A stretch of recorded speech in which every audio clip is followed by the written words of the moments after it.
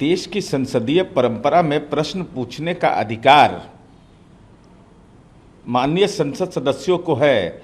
अदानी की नौकरी कर रहे हैं क्या? आदरणीय नरेंद्र मोदी के शासनकाल में देश के आम आवाम तो गरीब होता चला गया, लेकिन एक खास परिवार पर कृपा बरस रही थी। आज उसके राजनीतिक एजेंट बन गया। महुआ मित्रा ने जो सवाल पूछा है, वो सवाल देश के अंदर में एक बुनियादी सवाल है, और लोकसभा में और राज्यसभा में कौन क्या प्रश्न पूछेगा, यह भी अधिकार मोदी तंत्र में केवल और केवल मोदी सरकार के साथ रहने वाले लोगों को है। यह अधिकार नहीं है। लोकतंत्र है, और लोकतंत्र में किसी को प्रश्न पूछने की आज़ादी है। लेकिन तो आरोप बहुत गंभीर है। किस बात का? पैसा लेती है। भाई आप प्रमाण दीजिए।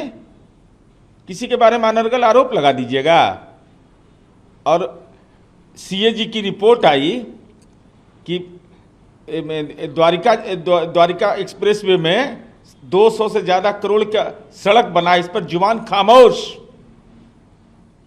भ्रष्टाचार का तो नग्न रूप इस देश के राजनीति में अगर देखना है तो आदरणीय नरेंद्र मोदी जी के शासनकाल में। हरीश रावत कहते हैं कि मैं बीजेपी को चुनौती देता हूं कि सभी अपोजिशन को सस्पेंड कर दें, तब आपकी जो डेमोक्रेसी में माइट है वो पूरी दुनिया देखेगी। कौन है दूसरे? भाई बिल्कुल। भारतीय जनता पार्टी जिस ढंग से संसदीय लोकतंत्र को अपमानित कर रही है, राज्यसभा के माननीय सदस्य संजय सिंह को सस्पेंड किया जाता है। विशेष सत्र में तमाम लोग विपक्ष के, मल्लिकार्जुन साहब ने यह सार्वजनिक अनुरोध किया। ये परंपरा रही है हमारी, लेकिन सस्पेंशन आपने वापस नहीं किया।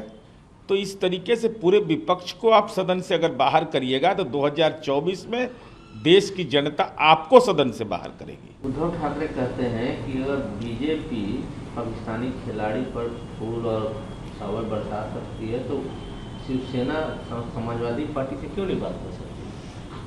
देखिए, धर्म के नाम पर सियासत करना भारतीय जनता पार्टी का राजनीतिक फर्जीवाड़ा है।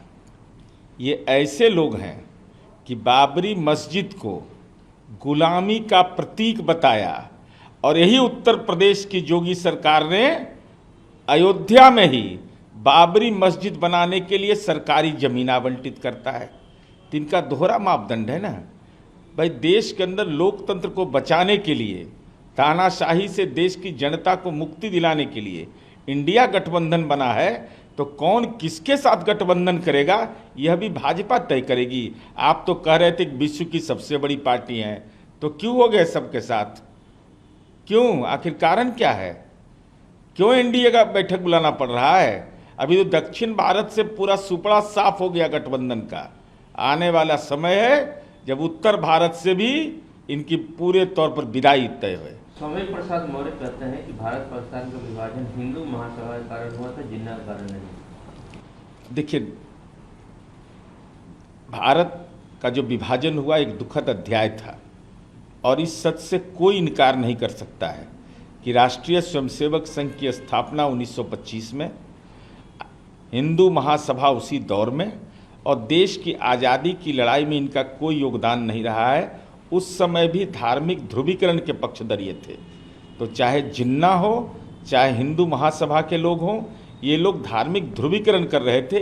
यही कारण आज है कि जिसने अंग्रेजों से 5 बार माफ़ी मांगा, उसका संसद में, नए संसद भवन में उसकी पूजा आदरणीय नरेंद्र मोदी जी कर रहे हैं। राष्ट्रपिता महात्मा गांधी का नहीं, जो देश के एकीकरण के पक्षधर थे। मोहन भागवत कहते हैं कि भारत ही एक ऐसा देश है जो इंडिया में जो जिस जिस चीज़ की ज़रूरत है वो उपलब्ध करा सकता है। उन्होंने उनका इशारा था जो इजराइल में युद्ध हो रहा है उसको लेकर। देखिए, दुनिया के अंदर युद्ध तो एक चिंता का विषय है, लेकिन भारतवर्ष एक महत्वपूर्ण राष्ट्र रहा है।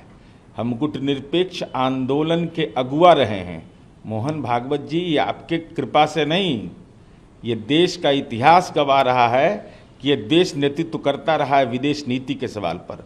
हालांकि आप लोगों के दौर में जब भारतीय जनता पार्टी आई तो विदेश नीति का भी राजनीतिकरण करना शुरू किया, उस पर भी अंतर्विरोध दिखाने की कोशिश की गई। सच यह है कि देश की राष्ट्रीय सुरक्षा, विदेश नीति, आतंकवाद जैसे सवाल पर हम एकजुट रहें।